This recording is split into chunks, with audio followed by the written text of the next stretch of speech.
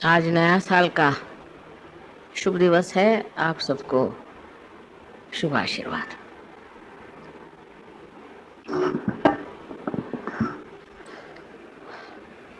हर साल नया साल आता है और आते ही रहता है, लेकिन नया साल बनाने की जो भावना थी उसको लोग समझ नहीं पाते। सिवाय इसके कि नए साल के दिन नए कपड़े पहनेंगे, खुशी मनाएंगे, कोई ऐसी बात नहीं सोचते कि ये नया साल आ रहा है, इसमें हमें कौन सी नई बात करनी। जैसा ढर्रा चल रहा है वही चल रहा है, और उसी ढर्रे के सहारे हर साल नया साल सबको मुबारक। सहयोग में हम लोग जब इतने सामूहिक हैं, ये सोचना चाहिए कि अब कौन सी नई बात सहयोग में करें। ध्यान में आप लोग काफ़ी गहरे उतर गए, ध्यान आप समझते हैं और एक आपने स्थिति भी अपनी प्रस्थापित कर ली। बट नए साल में कौन सी नई बात करनी चाहिए, इस ओर हमारा ध्यान जाना ज़रूरी है। असल में पहले तो हमें ये भी सोच लेना चाहिए कि हमारे देश के क्या प्रश्न हैं और सारी दुनिया के कौन से प्रश्न हैं और उन प्रश्नों को हम किस तरह से नतीजे पर ला सकते हैं। उसके लिए मैं सोचती हूँ कि जिन सहयोगों का जहाँ इंटरेस्ट हो उसे वो ध्यानपूर्वक देखें। ऐसे तो बहुत सी चीज़ें सहयोग में नई नई शुरू हो गई। आप जानते हैं कि इस बार हमने सोचा है कि शिया मुसलमानों को बुलवा के समझाया जाए, उसके लिए कोशिश करें। और शिवाजी महाराज का जो बड़ा पवित्र जीवन रहा उसका भी प्रचार करने की कोशिश करें। तो दोनों चीज़ें बहुत अच्छी हैं कि शिया लोग समझ जाएं धर्म क्या है, और शिवाजी के जीवन को देख करके हम लोग भी समझ जाएं कि धर्म क्या और उनके आदर्श क्या थे और उस आदर्श के लिए उन्होंने क्या क्या किया। इतने थोड़े से समय में उन्होंने कितना कार्य करके दिखा दिया। अब संगठित रूप में हम लोग बहुत ठीक हो गए हैं, खासकर दिल्ली में और दिल्ली के आसपास, और सहयोग बढ़ भी रहा। उसके साथ साथ ये भी सोचना है कि हमारे अंदर गरुआपन आ रहा है या नहीं। बस अगर सहयोग बढ़ रहा है, उसकी क्वांटिटी बहुत बढ़ रही है, तो क्वालिटी आई कि नहीं ये बहुत ज़रूरी तो सोचना और उसकी तरफ ध्यान देना चाहिए। इसके और मैं ये कहूँगी कि ध्यान धारणा आदि के जो कुछ भी आपके ग्रुप्स चल रहे हैं उधर थोड़ा आप लोग मद्देनज़र करें, जाके देखें क्या चल, और अपनी तादाद बढ़ाने के लिए आसपास के जो गांव हैं या इस पे जो आपने कार्य किया है, इसी प्रकार और भी आप आगे बढ़ सकें। लेकिन इस नए साल में आपको ये ख्याल करना चाहिए कि हम लोगों ने जैसे कि बहुत से प्रोजेक्ट्स निकाले जिससे हम लोगों के पास से फ्लैट्स आ गए, घर आ गए, और आश्रम भी बन रहा है, ये भी अच्छी बात है। लेकिन उस आश्रम में हम लोग क्या करने वाले हैं, क्या क्या चीज़ें हम उसको बढ़ा सकते हैं, उसमें कौन सी चीज़ें हम छाप सकते हैं जिससे कि हमारे बारे में लोग जानें। एक चीज़ मैं सोचती हूँ कि ये बहुत साल पहले हमने सोचा था कि एक न्यूज़पेपर ज़रूर सहयोग का चलना चाहिए। तो बम्बई में एक सहयोग का न्यूज़पेपर चल पड़ा, उन्होंने कुछ ऐसी गलतियां कर दी कि वो बंद करना पड़ा। लेकिन अब इतने तादाद में लोग हैं तो हम, जैसे आपका न्यूज़ लेटर आता है वहाँ से उसको ट्रांसलेट करते हैं, तो उसमें ज़्यादातर बाहर के बारे में आता है। इसी के तरह हिंदुस्तान के बारे में भी आप खबर लोगों को दे सकते हैं और कार्य कर सकते हैं। अब मैं सोचती हूँ 3 पैमानों पर खास ध्यान देना है, जिसका कि जागतिक प्रश्न आज है।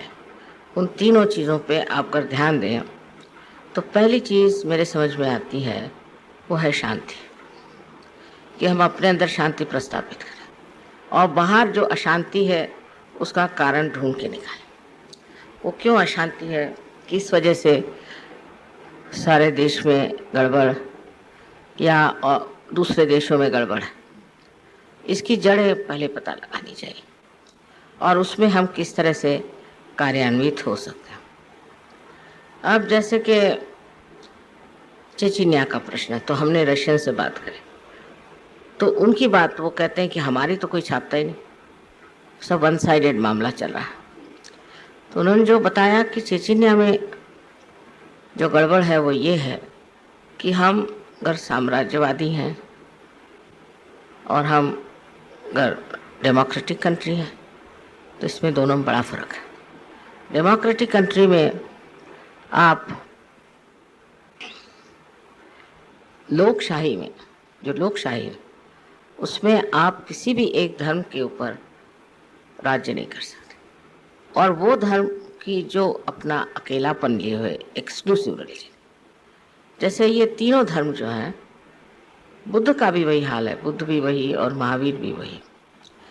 तो ये और ये जो 3 धर्म हैं जो कि 5 इंजिल से आए, जिनको हम कह सकते हैं कि यहूदी, जूस, क्रिश्चियंस और मुसलमान, जो एक एक किताब को सिर्फ मानते हैं और एक ही इनकारनेशन को मानते हैं और इसलिए वो एक्सक्लूसिव है, लेकिन वास्तविक में एक्सक्लूसिव नहीं।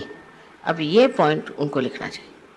वो क्या है कि ये सब धर्मों में समझ लीजिए, आप अगर मोसेस की बात लिखें तो उन्होंने इब्राहिम के बारे में कहा, फिर ईसा मसीह आए, उन्होंने मोसेस, इब्राहिम सबके बारे में कहा, फिर जब मोहम्मद साहब आए इन्होंने तो सब तीनों के बारे में, यहाँ तक कि ईसा मसीह के माँ के बारे में लिखा।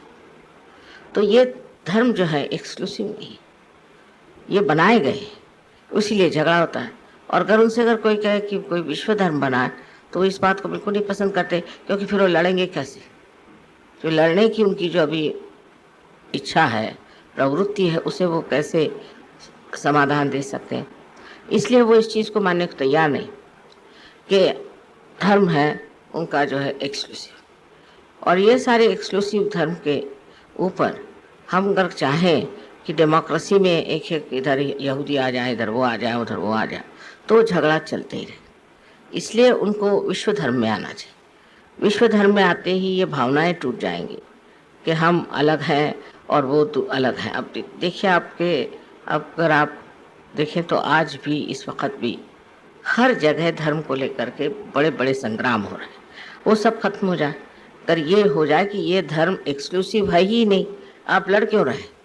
एक अगर यहूदी है तो वो मानता है, फिर ईसा मसीह वाले लोग हैं वो मानते हैं कि सब लोग उसी एक एक प्रणाली से ही निकले। जब ये बात है, जब वो कोई सा भी धर्म एक्सक्लूसिव नहीं है, तो ये झगड़ा लेकर के और सारे दुनिया में जो आज क्रंदन चल रहा है वो उसको बंद करना चाहिए। तो उन्होंने यही कहा कि समझ लीजिए अभी चेचिनिया में ये मुसलमानों को हमने राज दे दिया, तो ये मुसलमान कौम अब प्रसिद्ध है कि एक एक आदमी 28 बच्चे तक पैदा करता है, और इन्होंने ऐसे बच्चे पैदा कर करके, और वो तो कहते हैं कि फैक्ट्री है वहाँ की औरतें, और अपने को मेजॉरिटी बना लिया। अब कल इनको अगर ये राज दे देंगे तो ये फिर यही करेंगे, और फिर आप उनको कैसे रोक सकते। तो इनके धर्म में जो है जो कुछ भी शक्ति है वो ये है कि हम बहुत बड़े तादाद में, तो ये बढ़ाना कोई मुश्किल है इनके लिए। और इस तरह से ये अगर बढ़ गए तो ये तो सारे रशिया को खा जाएंगे। तो ये रशियन क्यों नहीं होते, किसी एक धर्म को लेकर क्यों चलते? तो मुसलमानों का तो ये है कि अब जैसे हिंदुस्तानी है तो वो पहले मुसलमान है फिर हिंदुस्तानी, ये सारे देशों में है। पर अब यहाँ के मुसलमानों ने ऐसी चपत खाई पाकिस्तान में कि हर रोज़ 1818 से लेकर 20 लोग मारे जा रहे हैं जो हिंदुस्तानी। अब वो उनका इंटरव्यू आया था, शायद नहीं आपने देखा हो, वहाँ आया था तो उन्होंने ये कहा, न खुदा ही मिला न विसाले सनम, न यहाँ के रहे न वहाँ के। ऐसी बुरी हालत है। अब यहाँ के हिंदुस्तानी लोगों के खोपड़ी में आ रही बात कि हिंदुस्तान में जो लोग रुक गए वो बहुत समृद्ध हैं, वो सब ठीक हैं, उनकी कोई परेशानी। वहाँ तो सबको ये है कि कौन आदमी कल कट के ख़त्म हो जाएगा पता नहीं, ये दशा। और मारे जा रहे हैं पाकिस्तान में, क्योंकि वहाँ सिंधी और पंजाबी जो हैं वो नहीं चाहते लोग रहे। चाहे हिंदुस्तानी होने की वजह से उन्होंने अपना एक ग्रुप बना लिया और सब कराची के आसपास रहते हैं। अब कहते हैं हमें कराची दे दो, और क्योंकि हम मेजॉरिटी, अब कराची उनका एक ही पोर्ट है। तो सारे जो ये धर्म है जो कि खासकर इस्लाम में जो सबसे बड़ी बात उन्होंने कही है कि जब तक तुम खुद को नहीं जानोगे तुम खुदा को नहीं जाने, पहले खुद को जानो। और जो दूसरी बात जिस पर इन्होंने आफत मचाई हुई है वो ये है कि ये निराकार को मानते हैं, साकार को मानते ही नहीं। जो निराकार को मानते हैं वो ज़मीनों के लिए क्यों लड़ रहे हैं? वो तो साकार जड़ चीज़ है। जब आप निराकार को मानते हैं तो निराकार को प्राप्त करें, और निराकार को प्राप्त किए के बगैर आप सिर्फ ज़मीनों के लिए लड़ रहे हैं, ये भी दूसरी गलत बात है। पर इन लोगों को समझाना आसान नहीं है और इनके तो खून सवार है जो भी बात है। लेकिन कहीं कहीं ऐसे हम लोग आर्टिकल्स देना शुरू करते हैं, ऐसी बातें कहना शुरू करते हैं तो लोग सोचने लगेंगे, देखें ये जो बात कह रहे हैं इसमें सच्चाई कितनी और झूठ कितना। और फिर ये भी देखेंगे कि हम आज तक लड़ते रहे मरते रहे, उससे हमें क्या फ़ायदा। उसके बाद मतलब एक मुसलमान जाति ऐसी कि जो सहयोग के लिए बड़ी मुश्किल है और आर्थिक। हालांकि ऐसा नहीं कहना चाहिए क्योंकि मुसलमान काफ़ी जगह से आए हैं, सहयोग में हैं, अपने 15-20 सहयोगी सारे वर्ल्ड में आप कह सकते। लेकिन इस बार मेरा जब भाषण वहाँ हुआ रेडियो पर तो मैंने उनसे साफ साफ कह दी सारी बात। और जब मैंने सारी साफ बातें करी तो किसी ने कुछ मुझसे वो नहीं करी, क्योंकि वो लोग सब टेलीफोन से बात कर रहे थे। पर वहाँ के कुछ लेडीज़ ने फ़ोन किया कि हमें तो ठंडा ठंडा आ रहा है माता जी की बात सुन कर। और बहुत से लोग पार, तो ये भी एक सोच रहे हैं कि एक तरीका ज़रिया है जिससे जो लोग बाहर गए हो, जैसे ईरानी ने से, अब वो लोग सब वहाँ बसे हुए हैं अमेरिका में, उनको हम पकड़ सकते हैं। इस प्रकार हर जगह मुसलमान जहाँ जहाँ गए हैं, एक तो उत्पाती बहुत है, झगड़े करते हैं, और दूसरे ये कि ऐसी ऐसी बातें सोचते हैं जैसे कि अफ्रीका में उन्होंने अब सब अपना गुट बना लिया है। और अभी एक आदमी जिसने कि एक बड़ा भारी एक गैंग बनाया था और वो चाह रहे थे कि वहाँ का जो वर्ल्ड ट्रेड वो है उसको उड़ा दें, उसमें वो पकड़ा गया, उसको 18 साल की सज़ा। तो ये लोग जहाँ भी रहते हैं उत्पाती है, समझते नहीं। समझाने की ज़रूरत है कि जब आप निराकार में विश्वास करते हैं तो आप ज़मीन के पीछे में क्यों लड़ रहे हैं। और दूसरी बेवकूफ़ी की बात इनकी ऐसी भी कि जब आप मर जाएंगे और जब आप गाड़े जाएंगे तो जब क़याम आएगा, जब रिजरेक्शन का टाइम आएगा, तो उस वक्त में आपके शरीर निकल आएंगे और उनको रिजरेक्शन होगा। अब बताइए 500 साल बाद कौन सा शरीर का हिस्सा निकलेगा और किसको ये होने वाला है। इस प्रकार आप सोचिए कि काफ़ी अजीब चीज़ है, पर इसको किसी तरह से लिख करके और ये करके हम लोगों को चाहिए कि कुछ न्यूज़पेपर में ये लिखा जाए और उनको बताया जाए कि बेवकूफ़ी की बातें करते हैं और इस बेवकूफ़ी में फंसे। और सबसे बड़ी तो बात है कि मोहम्मद साहब ने कुरान नहीं लिखी। 40 साल बाद मोहम्मद साहब की कुरान लिखी गई। ईसा मसीह ने कभी कोई बाइबल नहीं लिखी और न ही मोसेस ने कुछ लिखा। इस प्रकार ये भी बात है कि उसकी ऑथेंटिसिटी क्या है जिसके लिए आप लोग लड़ रहे हैं। अब ये अगर इस तरह से चलते रहे तो नर्क में जाएंगे और कोई इलाज तो मुझे दिखाई देगा। कि बेवकूफ़ी की भी कोई हद होती है और ऐसी बेवकूफ़ी की बातें करके और इनका कोई कल्याण नहीं हो सकता। अब अगर इनमें से मुसलमानों में से कोई ढूंढो तो बहुत मुश्किल है। हो सकता है एक आध दो निकल आए और आदमी इतनी हिम्मत कर ले कि ये बातें कहे और समझाए, पर ये लोग सब डरते हैं कि वो मारे जाएंगे और उनको ख़त्म कर देंगे। पर ऐसा होगा नहीं, क्योंकि अगर सहज में आए तो कोई किसी को मार नहीं सकता। उतनी हिम्मत कोई अगर करे तो इन लोगों को समझा सकते हैं। और ये जो सबसे बड़ी चीज़ है कि हमारी शांति खत्म हुई है, ये धर्म की वजह से। ये जो अधर्मी धर्म है उसकी वजह से हमारे अंदर शांति नहीं। अगर एक चीज़ यही खत्म हो जाए तो युद्ध का मैं कहती हूँ कि एटलीस्ट 75% प्रॉब्लम सॉल्व हो जाए। अब दूसरी बात यह है कि अशांति कहाँ से आती है, क्योंकि अगर उस पैमाने पर देखा जाए कि बड़े बड़े देशों में लड़ाई हो रहा है, झगड़े हो रहे हैं, तो ये दूसरी बात है। अब जैसे शिराक साहब ने वहाँ पर एटम बॉम्ब लगा दिए, तब उनके यहाँ भी बहुत से बॉम्ब्स पड़ रहे हैं। लेकिन अगर आप व्यक्तिगत देखें, इंडिविजुअली देखें, तो इंडिविजुअल में जो अशांति वो कहाँ से आती है, किस वजह से मनुष्य अशांत हो जाता है। अब उसकी जड़ें अनेक। आप कहेंगे जेलसीज हैं, एम्बिशंस हैं, ये है वो है, और राइट साइडेड आदमी हो तो अशांत रहेगा। लेफ्ट भी रह सकता है, क्योंकि लेफ्ट दुखी बन के रहेगा और राइट जो है वो अपने को सुखी समझ के रहेगा, पर है तो दोनों में ही अशांत है। उसके लिए उनकी अशांति को हमें ठीक करना है। अब मैंने मेरी किताब में आपने पढ़ा होगा कि मैंने उसमें जीन्स के बारे में लिखा है। सहज में आने से जीन्स ठीक हो जाते, और जब जीन्स ठीक हो जाएंगे तो इंसान अपने आप शांत हो जाए, कहने की कोई ज़रूरत नहीं, और उसकी सारी ही तबीयत बदल जाए।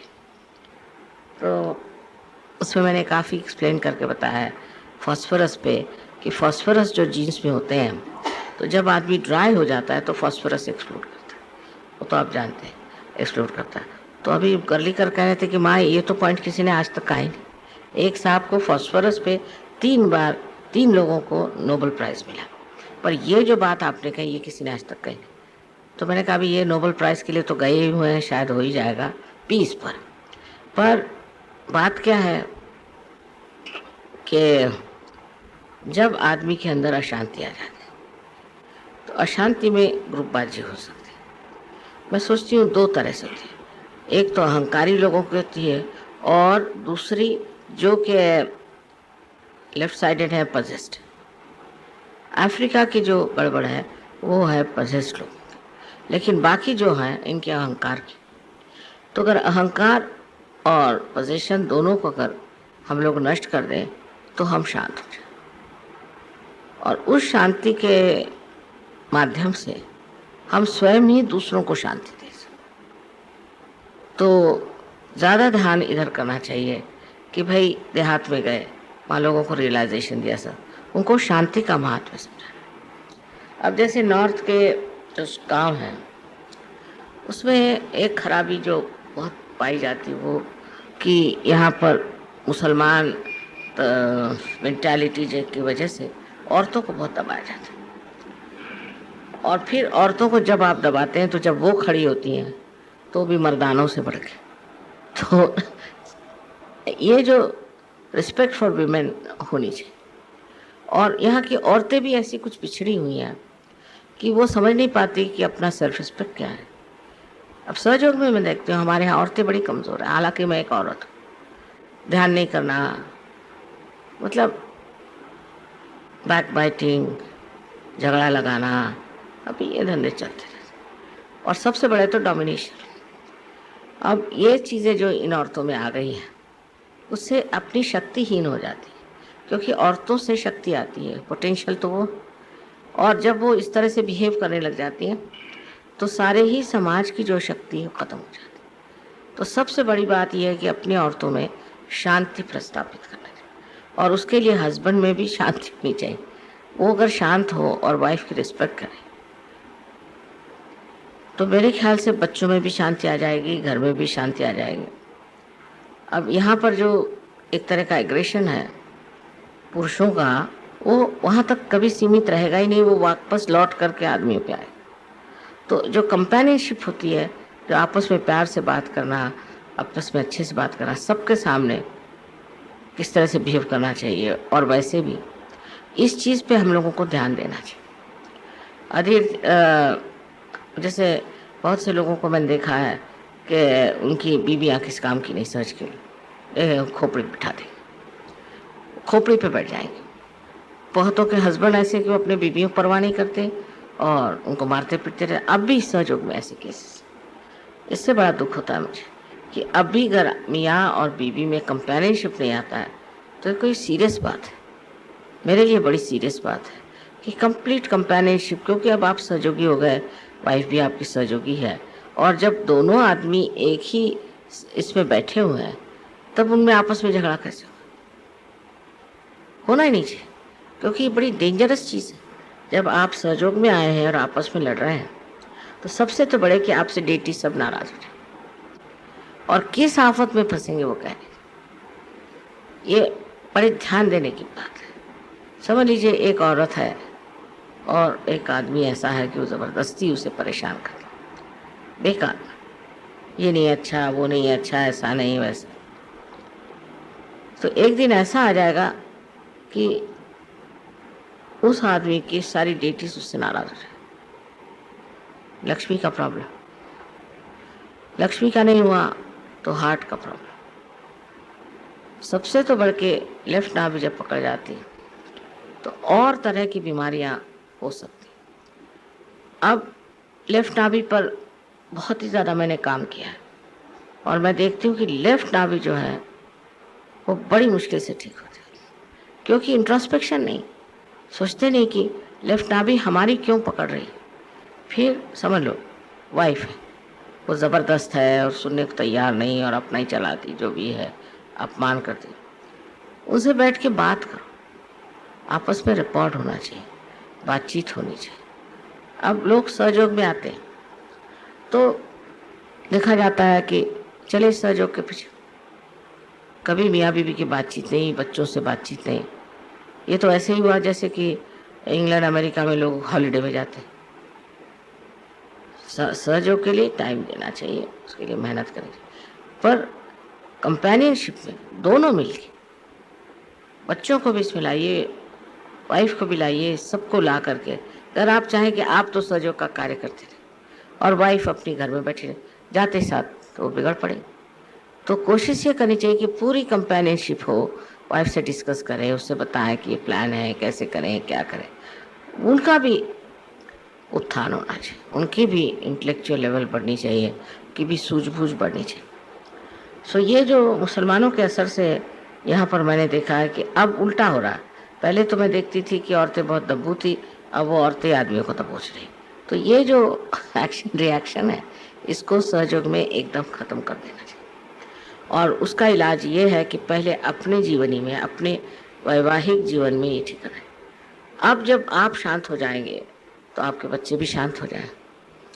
ये सारी जितनी भी बीमारियां हैं जो अशांति की, जिसमें आप बड़े बड़े युद्धों में देखते हैं, ये आती कहाँ से?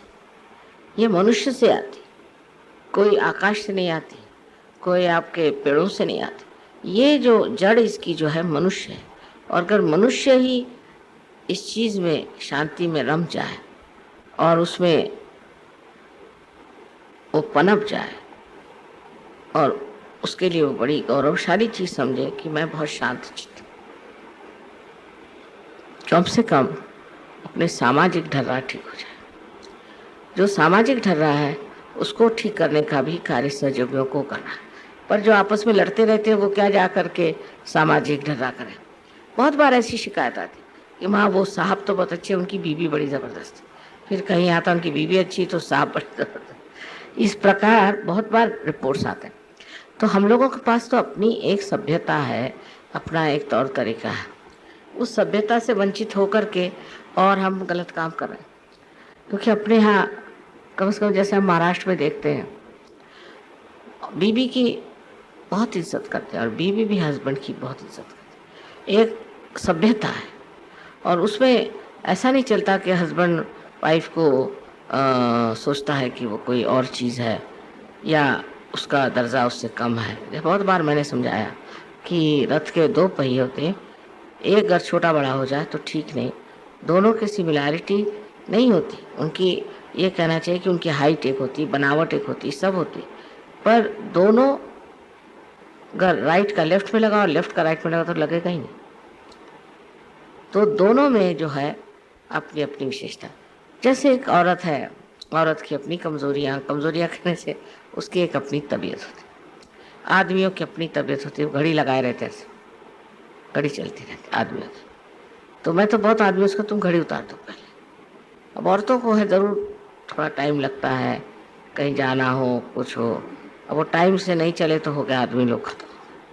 इस प्रकार छोटी छोटी चीज़, यानी वो बड़ी छोटी चीज़, इस पे ही सारा झगड़ा शुरू हो जाता है। और मुझे ये लगता है कि कुछ आदमी सोचते हैं वो इंचार्ज है सब चीज़ के, अब टाइम से पहुँचना नहीं हुआ, टाइम से तो कोई ऐसी आफत नहीं आने वाली। धीरे धीरे अपने माइंड को ऐसा ट्रेन करें कि जिससे आप रिएक्ट न करें। हर समय माइंड को ऐसी दशा में रखना चाहिए कि रिएक्ट न करें, सिर्फ उसको देखते मात्र। धीरे धीरे आपको आश्चर्य होगा कि आप भी ठीक हो जाएंगे, आपकी बीवी भी ठीक हो जाए।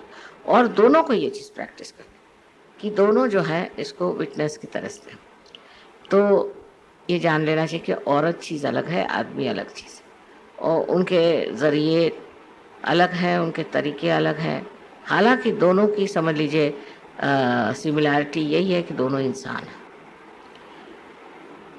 अब इस पर थोड़ा सा आप लोगों को खोज करना चाहिए कि सहयोग में इस प्रकार के प्रॉब्लम्स क्यों आते हैं।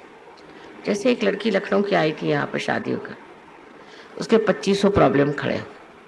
उस लड़की उससे बातचीत करना चाहिए, उससे पूछना चाहिए क्या बात है क्या नहीं। सहयोग किसी को तोड़ने के लिए नहीं, सबको जोड़ने के लिए। तो कोई जैसे चीज़ टूटती है तो उसके पीछे क्या कारण है, कैसा है, इस तरफ आप लोगों को देखना चाहिए और उसको जोड़ना चाहिए। अब जब ये जोड़ना शुरू हो गया तो ये भी सोचना चाहिए कि अब दिल्ली वाले तो वो मुंबई वालों से एकदम जुड़ जाए, वैसा नहीं होता। नहीं, दिल्ली में पूजा होनी चाहिए। क्यों सा, अगर बम्बई में हुई तो भी दिल्ली में ही हो रहे। जब आप अपने दिल को बड़ा करके देखिए तो आप तो सारा विश्व है। कहीं भी पूजा हो रही तो भी वो आप ही के लिए हो रहे। बहुत ही है कि हमारे दिल्ली में होना चाहिए, आप यहाँ ज़रूर आइए। अब इसी सिलसिले में मैं यहाँ वहाँ भटकती रहती हूँ। कोई स्वाभाविक कहेंगे मुरादाबाद ज़रूर आइए, फिर कहेंगे कोई आप और फलानी जगह ज़रूर आए। इसे कितने इस उम्र में हम कितने सफ़र करते हैं, इसीलिए कि लोग ये ना सोचें कि हमने किसी को और को फेवर कर दिया किसी को। तब फिर मैंने अब जैसे सोचा कि मैं यूरोपियन टूर्स में नहीं जाऊँगा, यूरोप में जाऊँगी नहीं। तब यूरोपियंस हम जहाँ जाते वहाँ आते रहते। रोमानिया गए वहाँ पहुँचे हुए हैं, और हम रशिया गए वहाँ पहुँचे हुए, सारे वहाँ पहुँच जाते। क्योंकि अब माँ से मुलाकात कहाँ होगी, माँ तो आने नहीं है हमारे देश। तो जो वो खर्चा हमारे आने का करते थे वगैरह, उसी से वो लोग सब इस तरह से अब सब दूर घूम। अब देखिए सहयोग में आप सबका नाम सबको मालूम, ये कौन है वो कौन है, रिश्तेदारी कितनी बड़ी, बहुत बड़ी रिश्तेदारी दुनिया भर में। और जब आप घूमने लगेंगे इस तरह से, जैसे अब हम कह रहे हैं कि अच्छा हम दिल्ली कभी नहीं आएंगे और हम अब नागपुर आएंगे, समझ, तो सारे नागपुर आएंगे, है कि नहीं बात। तो इस तरह से ये डिटैचमेंट होना चाहिए। तो मैं देखती हूँ कि माँ आप यहाँ आइए, आप वहाँ आए, कोई सोचता ही नहीं कि इस उम्र में हम इतनी मेहनत कर रहे हैं, इतने हमें चलना फिरना पड़ता है। और ज़रा सा इस तरह से अगर आप हर समय ये इधर खींच रहा है, उधर खींच रहा है, उधर खींच रहा है, तो कैसे हो सकता। तो इस पर भी थोड़ा सब लोगों को समझाना चाहिए कि माँ को जितना कार्य करना चाहिए तो उतना माँ ने कर लिया, और अब वो उनकी जो मर्जी होगी वो होना चाहिए। हम लोग उन पर कोई चीज़ नहीं लाए। वो कहेंगे तो पूजा करेंगे, वो खुद कहें मान जाए तो है, नहीं तो नहीं। उन पर ज़बरदस्ती किस तरह की नहीं करेंगे।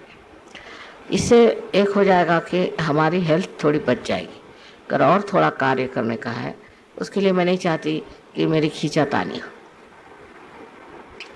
अब जो भी आपको प्रोजेक्ट करना, आप लोग उसे करिए, व्यवस्थित रूप से उसे सोच लें और वो बोझा मेरे सर पे मत डालिए। छोटी छोटी चीज़ों के लिए, अब कोई बीमार है तो फ़ोन कर देंगे फलाने बीमार, अरे भाई तुम लोग सब सहयोगी, तुम्हें पावर्स दे दिए, मुझे क्या परेशान करेंगे, आप लोग करिए, अब आपकी जिम्मेदारी। मैं तो सोचती हूँ मेरे बच्चे बहुत बड़े बड़े हो गए हैं, बहुत रिस्पॉन्सिबल हो गए हैं और सब कुछ समझते हैं, और ये दिलासा आपको देना चाहिए कि माँ आपको परेशान होना, हम लोग ठीक कर लेंगे, हम इस चीज़ को ठीक कर लेंगे, उस चीज़ को ठीक कर लेंगे। इस तरह से जब शुरू हो जाएगा तब मुझे इत्मीनान हो जाएगा कि ऐसी कोई बात नहीं। अभी तो हालांकि ऐसी हालत है कि यहाँ से चिट्ठियों पे चिट्ठी, किसी का कुछ, लेकिन उनसे कहना चाहिए कि भाई आपको चिट्ठी भेजना तो सेंटर्स में भेजो, आप क्यों माँ को परेशान करें। अब ये देखना चाहिए कि कितने लोगों ने सहयोग के, कितने लोगों के प्रॉब्लम सॉल्व कर, हमारे जैसे हम ही सॉल्व करें उसका ये प्रॉब्लम। अब जब ये बात आ जाती तब पहले तो आपको सहयोग पूरी तरह से मालूम होना चाहिए और आप शुद्ध अंतःकरण से करें, दोनों चीज़ बहुत ज़रूरी है। क्योंकि अगर आप बहुत से लोगों को मैंने देखा, हाँ लाओ तुमको मैं ये तुमको ठीक करता हूँ, तो उसके ऐसा दम निकाल देते हैं कि वो आदमी कहता बाबा सहयोग से छुट्टी करो। तो ऐसा करिए कि एक कमेटी बनाए और उस कमेटी के थ्रू सॉल्यूशंस होने चाहिए। और जैसे इनको ये है, अब कहीं गए तो उन्होंने बताया साहब ये इनका ये प्रॉब्लम है, उनका ये प्रॉब्लम है। अब मेरे ख्याल से ये दशा से आप लोग पूरी तरह से परिचित हैं, आप जानते हैं क्या करना चाहिए हर एक चीज़ के बारे में। और अगर बन पड़ा तो मैं किताब इस पर भी लिखना चाहती हूँ कि किसी को कोई प्रॉब्लम हो तो उसको कैसे सॉल्यूशन देना है, पर आप लोग खुद ही इसको लिख सकते हैं, आप खुद ही इसको बता सकते हैं। अब उससे क्या हो जाएगा कि जो ये बोझा जो मेरे ऊपर है ये आप लोगों पे आ जाएगा और उससे आप पनपेंगे, उससे आप बढ़ेंगे। और ये नया साल जिस दिन आप सोच रहे हैं अगले नए साल और कोई नई चीज़, इसके लिए मैं आपसे सबसे पहले कह रही हूँ, बाद में मैं प्रदेश में कहूँगी, इसलिए कह रही हूँ कि आप में जो धर्म है, में जो एडवांटेज है, जो सभ्यता आपके अंदर है, उसके बूते पर आप बहुत ज़्यादा कुछ कर सकते हैं। फॉरेन में भी लोग आपको बहुत मानते हैं, कहते हैं कि अगर कोई इंडियंस मिल जाए तो नथिंग लाइक इट। अब एक लेडी को भेजा इंडियन को वहाँ शादी करा कर, उन्होंने ऐसे तमाशे कर दिए कि बाबा इनको भेज दो वापस, कोई अंग्रेजी भेज दो। तो ये चीज़ें हैं जो कि खास करके देखने की और सोचने की। रही दूसरी शादी की भी बात, तो उस पर भी मैं कहना चाहती हूँ आप लोगों से कि आप लोग लीडर्स हैं कि शादी को बहुत सोच समझ के सजेस्ट करें। इससे कोई अपने को फ़ायदा तो होता नहीं, आप कितनों की शादी करी उससे कोई फाइनेंशियल भी फ़ायदा नहीं होता है, न ही कोई और फ़ायदा होता है, सिवाय इसके कि अगर वो हैप्पीली मैरिड हो जाए हस्बैंड वाइफ तो उनको फ़ायदा होता है और बड़े बड़े संत साधु भी जन्म ले सकते हैं। पर वो लोग ये सोचते हैं कि हमें ओब्लाइज करें अगर शादी कर रहे हैं, तो एटीट्यूड ही है कि वो बड़े हमें ओब्लाइज कर रहे हैं कि उन्होंने शादी कर ली, उसका हमें क्या एडवांटेज है। तो जब आप लोग रेकमेंड करिए तो उसको बता दें कि इसमें माँ का कोई एडवांटेज नहीं, सहयोग में कोई एडवांटेज नहीं, सिवाय इसके कि आपकी शादी हम करा रहे हैं, ये आपका एडवांटेज है। उसके बाद बहुत छानबीन के बाद ही शादियाँ करानी चाहिए, क्योंकि एकदम से कहीं शादी हो जाती है पर बहुत प्रॉब्लम्स। ये सब देखते हुए कि अब लोग ठीक हो रहे हैं, मैरिजेस ठीक हो रहे हैं, मुझे बच्चों की तरफ भी ध्यान देना है। अब जो पहली चीज़ मैंने कही कि सबकी शांति रहनी चाहिए, दूसरी मैंने चीज़ की कि सामाजिक औरतों का मान और औरतों को संभालना, और जो समाज की जो दूरी है, जो समाज का जो आधार है वो औरतों को समाज संभालना पड़ता है। उसके लिए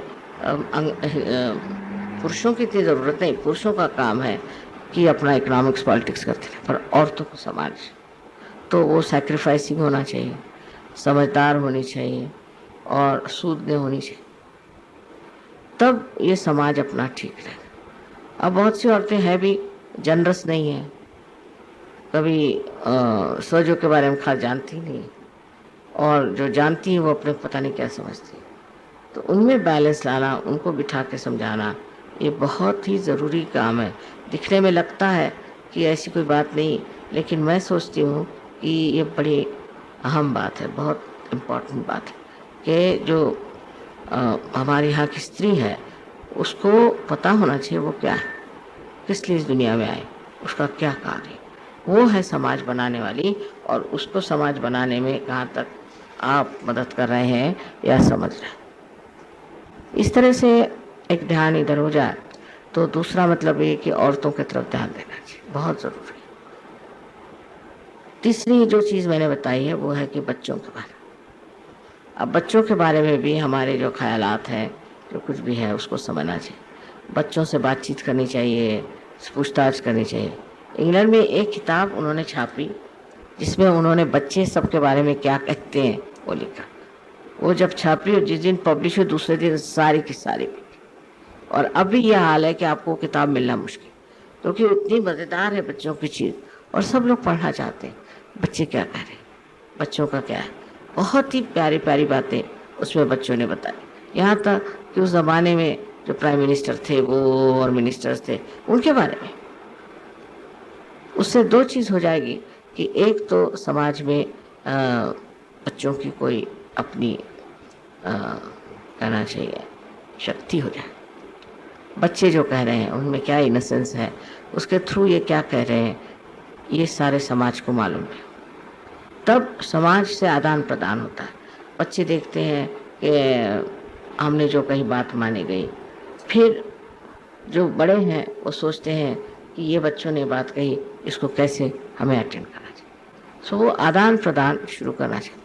उसमें बच्चों में रूडनेस नहीं आनी चाहिए, न ही उनमें कोई अहंकार होना चाहिए, पर अपनी बात कहने की क्षमता उनमें आ जानी चाहिए। उस बात को भी आप ध्यान देकर, और ऐसी प्यारी प्यारी बातें बच्चे करते हैं कि मुझे तो बड़ा मज़ा आता है। मुझे अगर 100 बच्चे दे दीजिए तो मुझे फिर कोई चीज़ की जरूरत। इसी उनकी जो समझ है वो बड़ी गहरी और बड़ी संवेदनशील, छोटी छोटी चीज़ों को देखते हैं और छोटी छोटी चीज़ों को इतने प्यार से बताते हैं कि जैसे कि कोई सारी डिवाइन नॉलेज और डिवाइन जो कुछ एक्टिविटी है उसमें बिल्कुल समाये हो। छोटी छोटी बातें, अब जैसे यहाँ ये रखा, कभी कोई बच्चा होगा तो वो आकर के इसको ऑर्गेनाइज करते हैं। ऐसे नहीं, माँ के लिए ये चीज़ पहले रखनी चाहिए, वो चीज़ बाद में रखनी चाहिए, ला के रख दी एक जैसे, ऐसे थोड़ी रखते हैं। वो लोग वाइब्रेशन से सारी बात करते हैं। मैं देखा अधिकतर बच्चे वाइब्रेशंस में बात करते, और फिर वो बड़ों को भी बहुत ठीक करते कहीं कहीं से। एक साहब आए तो वो बैठ गए, बैठते बैठे ऐसे हाथ कर दिए, तो दो बच्चों ने उनके कहा कि ये आप ऐसे पीछे हाथ कर टाप टेप करके बैठे, आप सीधे बैठिए इस तरह से। तो वो ज़रा नाराज़ हो गए, तुमसे क्या मतलब, पहले ऐसे मत बैठे। तो उनका क्या बात, तो आपको माँ के वाइब्रेशंस कैसे मिलेंगे, ये तो सारे आपको ज़मीन के वाइब्रेशंस मिले। तो हैरान हो गए कि ये बच्चों अच्छे आपको छोटे छोटे 3-4 साल के बच्चे, ऐसे अनेक चीज़ें मन की हैं जो मुझे मालूम है। अब मुझे बड़ा मज़ा आता है जिस तरह से बच्चे बहुत सारी बातें कह डालते हैं और समझाते हैं, और मेरा भी बड़ा ख्याल रखते हैं। तो बच्चों से सीखना। तो तीसरा यह है कि बच्चों से सीखना, बच्चों से रिपोर्ट रखना, उनसे बात करना। फिर जब बड़े हो जाते हैं तब वो हम ही जैसे हो जाते हैं, लेकिन जो संवेदनशीलता है वो बचपन में होती है। तो उनसे बैठकर बातें करना, उनसे पूछना किसी भी चीज़ के बारे में कुछ, ये बड़ी आह्लाददायी चीज़ है, और इस आह्लाद को सबको प्राप्त करना चाहिए। तो मैंने आपसे बताया कि रिलीजन के नाम से जो लोग झगड़ा करते हैं उनके अंदर शांति प्रस्तापित करनी, उनसे बातचीत कर, समझा कर। और फिर जो दो सेकंड है, मैंने आपसे बताया कि समाज अगर अच्छा नहीं होगा तो कभी भी अमन, चैन, शांति उस देश में नहीं आएगा, उसकी प्रगति नहीं होगी। अब जैसे देखिए रशिया की बात मैंने देखी कि वहाँ का समाज बहुत अच्छा है, चाइना का समाज बहुत अच्छा है, इसी तरह हिंदुस्तान का भी समाज अच्छा है। और इसका कारण वहाँ की स्त्रियाँ, उन्होंने समाज को बांध रखा। अमेरिका में बहुत समृद्धि है, सब कुछ है, पर समाज बहुत खराब है। तो सहयोग का बड़ा भारी कार्य है कि समाज की जो फाउंडेशन है उसको बनाए। हर जगह के जो समाज है उसमें क्या क्या गैर कानूनी चीज़ होते हैं, क्या क्या गैर बातें होती हैं। अब जैसे वहाँ पर अमेरिका में एक छोटी लड़की को बहुत मारा पीटा गया, ये हुआ, तो उनका फ़ोन आया मुझे, माँ हम चाह रहे हैं उस लड़की को सपोर्ट करें। मैंने कहा बिल्कुल करो, उसको बहुत ज़रूरी, उसको क्या चाहिए क्या नहीं उसको अपने पास ला कर रखो, देखो और उसकी बहुत मदद करो, पुलिस से पूछ करके कि हम इनको संभालते हैं। तो एक तरह का नया आयाम, नया डायमेंशन आपको मिल जाएगा कि ये लोग बहुत परवाह करते हैं। कोई परेशान है, किसी के पास में खाने पीने को नहीं है, किसी के पास में और कोई चीज़, जिसके लिए वो परेशान है, वो किसी लालच की वजह से नहीं पर परेशानी की वजह से परेशान है, तो उसकी तरफ ध्यान देना हम लोगों को अब बहुत ज़रूरी हो गया। टाइम आ गया कि जब हम सामूहिक तरीके से समाज के प्रश्नों का हल निकालें और इस तरफ ध्यान देना चाहिए। जैसे इन्फर्मरी निकालें कि जो लोग बुढ़े हो गए हैं और जो चल फिर नहीं सकते, तो उनको जो है कोई रहने की जगह होनी चाहिए। फिर वहाँ एक रेफ्यूजी कैंप निकाला, फिर वहाँ एक लेपर होम निकाला। काफ़ी छोटी उम्र थी हमारे, तीनों चीज़ें शुरू करा दी। हम चले आए पर अभी तक वो चल रही। तो इस तरह की तरफ भी ध्यान देना चाहिए कि समाज में इस तरह के लोग हैं जो कहना चाहिए कि एक तरह से वंचित, उनकी हेल्थ नहीं अच्छी, जिसको कुछ नहीं। अगर आप इस तरह के समाज को मदद करें तो बड़ा आपके प्रति सबको आदर और प्रेम हो जाए। अपने प्रति तो हम लोग कर ही रहे हैं, अपने को तो हमने पा ही लिया, पर हम औरों को क्या दें। और ख़ासकर सहज की शक्ति के कारण आप जितने लोगों को चाहें उनकी बीमारियां ठीक कर सकते हैं, उनको मदद कर सकते हैं, उनके साथ अच्छाई कर सकते हैं, उनके आश्रम बना सकते हैं। तो एक तरह से समाज का एक बोझ हमारे ऊपर है कि जब हमारे पास परमात्मा ने इतनी शक्ति दी है तो हम इस समाज को सुचारू रूप से किस तरह से परिवर्तित करें कि जिससे इनकी शारीरिक, मानसिक, बौद्धिक और सांस्कृतिक, इसके अलावा इनकी स्पिरिचुअल शक्ति भी बढ़ जाए। ये एक कार्य सहयोगियों को लेना चाहिए और अलग अलग जगह से ऐसे लोगों को लेकर समाज में जो लोग पिछड़े हैं, जो दुर्बल हैं, उनकी मदद करना चाहिए। धीरे धीरे आपको आश्चर्य होगा कि आपके बारे में पॉपुलैरिटी सारे देश में फैले। असल में लोग ऐसे फोरम बनाते, इस तरह की चीज़ें बनाते हैं सिर्फ वोट लेने के लिए में या कुछ कमाने के लिए। हमको तो वो सब नहीं चाहिए, पर सिर्फ अपनी शक्ति से आप इस तरह के लोगों को ठीक कर सकते हैं। अब वो लोग अगर ठीक हो जाएं तो वो स्वयं अपनी शक्ति से ये सिद्ध कर सकते हैं कि सहयोग से लोगों का भला हो। और इतना ही नहीं, और ये भी वो सबसे खुलेआम कह सकते हैं सहयोग क्या है क्या नहीं। पर आपको अब, मेरा मतलब है कि आज नए साल में ये जो हमारा एक ढर्रा है या ये जो शेल है जिसमें हम लोग रहते हैं, उससे निकल करके और बाहर की ओर प्रोजेक्शन करें। शुरुआत में प्रॉब्लम्स होंगे, खुद आप ही के अपने ईगो पहली चीज़ खड़ी हो जाएगी। अब वो आपको खोपड़ी खराब करेगी गुस्से आएंगे, आपको नाराज़ी होगी, तरह तरह की चीज़ें। पर इस पे काबू पाने के लिए भी तो आपको बाहर निकलना पड़ेगा। तो आप जानिएगा कैसे। यहाँ ठीक है, यहाँ तो सभी राम नाम है, ठीक, और जब बाहर निकलेंगे तो पता चलेगा कि बाहर वालों के साथ हम कैसे रहें, क्योंकि उनको भी इंटीग्रेट करना है हमको। और जब हम उनके साथ डील करना अच्छे से समझ आएंगे शांतिपूर्वक, तब समझना चाहिए कि हमारे अंदर एकदम से सफाई होगी। ये सफाई की बात है। बहुत से लोग हैं, हम आपकी बात ठीक है, आप जो करें सो ठीक है, पर हम नहीं कर सकते। क्यों भाई? क्योंकि आप भगवान हैं और हम ये। मैं तो भगवान तो कुछ भी नहीं करते, वो तो बिल्कुल दूर ही रहते हैं।